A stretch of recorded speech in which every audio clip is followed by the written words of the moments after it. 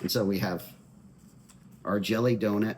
That's a herniated disc. Well, makes sense, right? If I leave this herniated disc here, aka a donut, overnight, this jelly will likely just be a stain, right?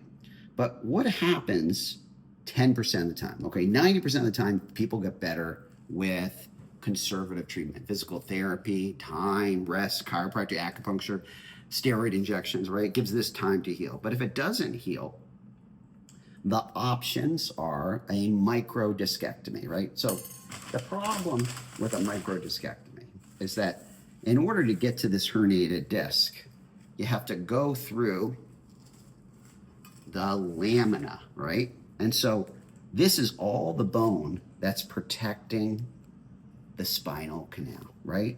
And so then the surgeon has to remove this bone here, exposing the spinal canal to get to the herniated disc and remove it, right? It's a very successful procedure, but the problem was once you have a laminectomy, there's about a 5 to 10% chance this disc can recur.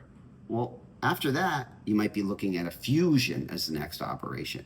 And the risks of this procedure are spinal fluid leak, which is a 5 to 15% chance with that procedure. And so at the Endoscopic Spine Institute in New York, we have a procedure that we do through a tube the size of a number 2 pencil, right? And so we aren't going in the middle of the spine or just off the middle to remove all this bone. We're like somebody breaking into your house, right? We're not gonna kick down the front door. We're gonna sneak through a window. So with a tube the size of a number 2 pencil, we sneak in through the side, we target that jelly, that disc herniation. And with a high definition camera in this tube, we have graspers, we have drills if this is calcified, and we remove this, slip out, close with a single dissolvable stitch. The incision is the size of a pea.